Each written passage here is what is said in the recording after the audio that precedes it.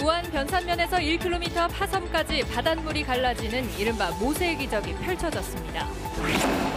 규제가 느슨한 익산으로 축사가 대거 몰리면서 경계 지역에 사는 군산 주민들이 반발하고 있습니다. 특성화고 학생들의 현장 실습 제도가 학습권을 보장하고 반드시 전공과 연계해 운영하도록 강화됩니다. 2018 무술년은 전라도라는 지명이 생긴 지 꼭 1000년째이자 동학농민혁명의 의미를 조명하는 데 새로운 출발점이 된 한 해였습니다. 여러분 안녕하십니까? JTBC 8시 뉴스입니다. 성탄절을 이틀 앞두고 부안 변산반도에서는 바닷길이 열리는 이른바 모세의 기적이 일어났습니다. 진안에서는 소원 비축제가 열렸습니다. 나금동 기자입니다. 변산에서 1km 떨어져 있는 하섬까지 바닷길이 선명하게 모습을 드러냈습니다. 바다가 양쪽으로 갈라지면서 이른바 모세의 기적이 펼쳐진 겁니다.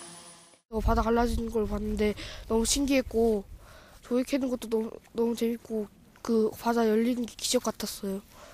오는 26일까지 매일 오전 한 차례씩 진풍경이 펼쳐질 예정입니다. 바닷길을 따라 속살을 드러낸 갯벌에는 백합과 굴 등 풍성한 해산물이 넘쳐납니다. 그냥 배도 없이 이렇게 건너온다는 게 너무 신기하고 또 이런 거 잡는 재미가 아주 좋아요. 고사리 같은 손으로 형형색색의 물감을 정성스럽게 칠합니다. 세상에 하나뿐인 나만의 에코백을 만드는 겁니다. 지금 이렇게 하다 보니까 좀 힘들기도 한데 이게 차츰차츰 완성되고 가는 걸 보니까 뿌듯해요. 성탄절을 이틀 앞두고 산타클로스와 사진을 찍으며 추억을 남깁니다. 지난 마이산 소원 비축제에서는 밤이 되면 주변을 장식한 화려한 조명 아래서 소원을 빌 수 있습니다. 포근했던 휴일, 시민들은 대자연에서 또 축제장에서 즐거운 한때를 보냈습니다. JTBC 뉴스 나금동입니다. 거리 제한 조례가 느슨한 익산 지역으로 축사들이 몰려들면서 경계 지역에 사는 군산 지역 주민들이 반발하고 있습니다. 익산시가 내준 허가에 군산 주민들이 피해를 입게 됐다며 허가 취소를 요구하고 있습니다. 김진형 기자입니다. 탑천을 중심으로 군산과 익산으로 나뉘어진 들녘입니다. 익산 지역 농경지에 최근 소를 키우기 위해 축사 두 곳이 공사에 들어가자 군산 지역 주민들이 강하게 반발하고 있습니다. 축사에서 군산 지역 마을까지 거리는 400여 미터로 군산시가 500m로 정한 거리 제한 조례를 적용하면 축사가 들어설 수 없는 지역이기 때문입니다. 냄새, 똥, 그 똥에 막 다 어떻게 할 거야? 그 똥을 다 아무리 자기들이 뭐 한다고 해도 안 돼요. 그게 되가 안 돼요. 다 넘치고 그래 팔인데. 그러나 익산시 조례는 소 축사의 경우 마을로부터 300m 떨어지면 가능한 것으로 규정하고 있습니다. 이렇다 보니 거리 제약이 상대적으로 느슨한 익산 지역으로 축사 신청이 잇따르고 있습니다. 그 일대가 한 서너 군데 되는데요. 이제 전년도나 올해 나간 것이 있어요. 군산시는 축사 집단화를 우려해 대책 마련에 나섰지만 뾰족한 방법을 찾지 못하고 있습니다. 그 경계 지역에 대해서 군산시만 그 조례를 만들면 안 되고 익산시도 그 조례를 만들어줘야 되는데 익산시가 만들어지기가 힘들다고.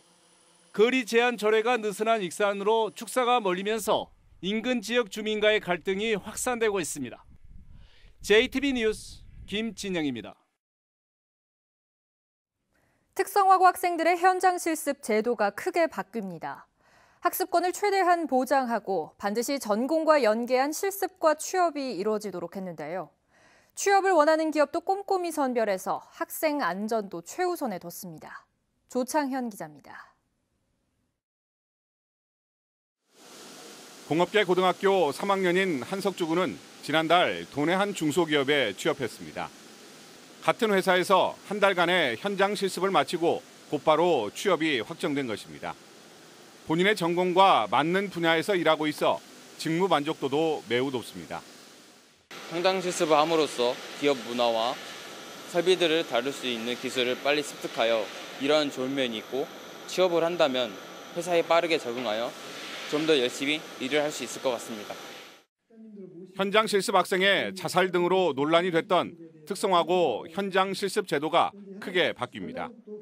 최대 3개월의 실습 기간을 한 달 이내로 줄이고 임금도 받지 못하도록 했습니다.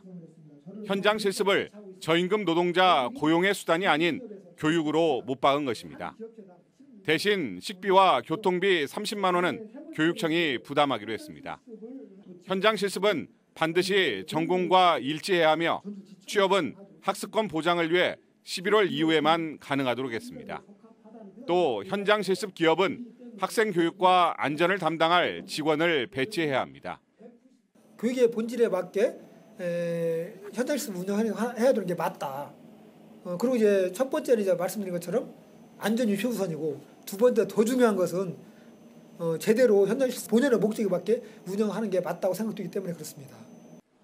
현장 실습은 학부모와 시민단체로 구성된 위원회의 검증을 통과한 기업에서만 가능하며 현재까지 177기업체가 선도기업으로 지정됐습니다.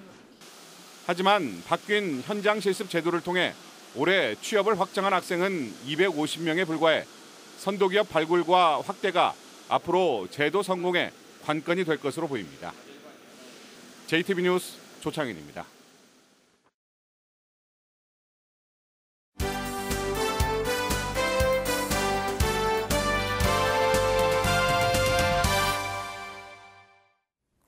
네, 올 한 해를 되돌아보는 순서입니다. 올해는 전라도라는 지명이 생긴 지 꼭 1000년이 되는 해인데요.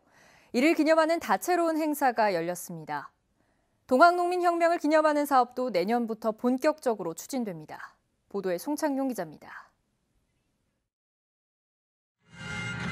고려 현종 때인 1018년에 탄생한 전라도. 올해로 꼭 1000년이 됐습니다. 지난 10월 18일 전라가명이 있던 전주에서 이를 기념하는 행사가 열렸습니다. 전북과 광주, 전남 3개 시도가 지난 1000년의 의미를 되돌아보고 새로운 1000년을 맞이하기 위해 마음을 하나로 모았습니다. 전라도의 자긍심인 전라가명 복원 현장에서 전북, 광주, 전남 3개 시도가 함께 전라도 1000년 기념식을 갖게 돼 가슴이 벅차오릅니다. 전라도 정도 1000년을 기념하기 위한 사업도 비교적 순조롭게 진행되고 있습니다. 전라가명은 내년 말에 제 모습을 찾고 1000년의 발자취를 담은 전라도 천년사는 2022년까지 정리됩니다. 천년의 역사를 끝나지 않고 미래의 천년을 내어다 볼 수 있는 그러한 역사를 쓰기 위해서 저희가 노력을 할 겁니다. 올해는 동학농민혁명의 본고장인 전북에 특별한 한 해였습니다. 문화체육관광부가 동학농민혁명 기념일을 황토연 전승일인 5월 11일로 정한 것입니다. 아직 국무회의 논의 절차 등이 남아있긴 하지만 최종 결정되면 내년 5월에 처음으로 대규모 기념일 행사가 열립니다. 정부가 직접 기념일 행사를 주관하게 된다면 동학농민혁명 참여자의 명예회복은 물론이고 동학농민혁명 애국애적 정신을 범국민적으로 선양하는 데 새로운 전기가 될 것으로 생각합니다. 또한 내년부터 황토연 전승지에는 383억 원이 투입돼 추모관과 연구소, 연수원 등을 갖춘 동학농민혁명 기념공원이 조성될 예정이어서 선열들의 희생이 제대로 평가받을 것으로 기대됩니다. JTB 뉴스 송창용입니다. 오늘 오전 전주 일부 지역의 수돗물에서 녹물이 나오는 소동이 빚어져 주민들이 큰 불편을 겪었습니다. 해당 지역은 전주 삼천동과 평화동, 중인동 일원으로 아침 식사 준비와 물 사용에 불편을 겪은 주민들의 민원 전화가 전주시에 쇄도했습니다. 전주시 맑은물 사업소는 어제 이 지역 상수도관을 세척한 뒤 물을 빼냈지만 밸브 조작에 따른 수압 변화로 관에 남아있던 이물질이 섞여 나왔다면서 오전 중에 상황이 마무리됐다고 설명했습니다. 기초생활수급자인 80대 할머니가 익명으로 평생 모은 2천만 원을 기부했습니다. 전북사회복지공동모금회는 할머니의 거동이 불편하고 형편도 어려워 기부할 돈을 여생을 위해 쓰라고 권했지만 어려운 학생들에게 희망을 주고 싶다며 1,000만 원권 수표 2장을 건넸다고 밝혔습니다. 공동모금회는 할머니의 뜻을 거스를 수 없었다며 어려운 환경에서 공부하는 학생들을 위해 기부금을 쓸 예정이라고 말했습니다. 건물이나 차량에 어린이를 홀로 방치하면 보호자를 처벌할 수 있도록 하는 아동복지법 개정안이 발의됐습니다. 국회 이용호 의원이 대표 발의한 법안에는 만 7세 이하 어린이를 건물이나 차량 등에 방치하면 300만 원 이하의 벌금에 처하고 방치로 인해 어린이가 다치거나 숨진 경우 10년 이하의 징역 또는 1억 원 이하의 벌금을 물리도록 했습니다. 이용호 의원은 통학 차량에 방치된 어린이들이 어른들의 부주의로 목숨을 잃는 일이 해마다 되풀이되고 있다며 안타까운 사고를 막기 위해 법안을 발의했다고 설명했습니다. 한동안 포근했던 기온이 내일부터는 크게 떨어질 것으로 보입니다. 한파주의보가 예보된 무주와 장수는 내일 아침 영하 10도까지 떨어지겠으며 완주는 영하 7도, 전주는 영하 5도로 전북 전역이 영하권으로 예상됩니다. 낮 기온도 전주 4도, 무주 2도 등으로 오늘보다 6, 7도가량 낮고 바람까지 강하게 불어 체감온도는 더 낮겠습니다. 성탄절인 모레도 내일과 비슷하겠습니다. 전주기상지청은 목요일과 금요일에는 눈이 오겠으며 낮 기온도 영하권에 머무는 추위가 찾아올 것으로 내다봤습니다.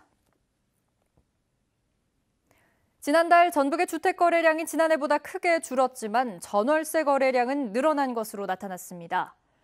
국토교통부에 따르면 지난달 전북의 주택 매매 거래량은 2,144건으로 지난해 같은 달보다 19.9% 줄었습니다. 반면 지난달 전월세 거래량은 2,898건으로 같은 기간 16.5% 증가했습니다. 전북은행이 내년에 창립 50주년을 맞는 가운데 자행 출신의 첫 은행장이 임명될지 관심을 끌고 있습니다. 금융권은 JB금융지주의 신임 회장으로 김기홍 JB자산운용 대표가 선임됨에 따라 내년 3월에 임기가 끝나는 전북은행장도 바뀔 가능성이 큰 것으로 보고 있습니다. 전북은행 내부에서는 광주은행도 자행 출신 행장이 배출된 만큼 내년에 50주년을 맞는 전북은행에서도 자행 출신의 행장이 나올 때가 됐다는 목소리가 커지고 있습니다. 전주역 앞에 조성된 천마중길이 경관 조명이 설치된 빛의 거리로 운영됩니다. 전주시는 전주역에서 천마중길의 420m 구간에 LED 조명과 넝쿨 식물 등을 활용한 경관 조명을 설치해 연중 운영할 계획이라고 밝혔습니다. 전주시는 또 내년 2월까지 명주골 내거리까지의 430m 구간에도 경관 조명을 설치해 전주를 방문한 관광객들에게 색다른 볼거리를 제공할 계획입니다. 군산시가 일자리 창출과 골목 상권을 살리기 위해 지난 10월부터 시작한 동네 문화 카페 사업이 자리를 잡아가고 있습니다. 군산시는 카페 등 소상공인 사업장 276곳에 개설된 동네 문화 카페에서 전문 강사 등 280명이 활동해 일자리 창출 효과를 거두고 있다고 밝혔습니다. 군산시는 5명 이상의 주민 신청을 받아 찾아가는 교양 강좌를 운영하고 있으며 강사에게는 시간당 3만 원을 지원하고 있습니다.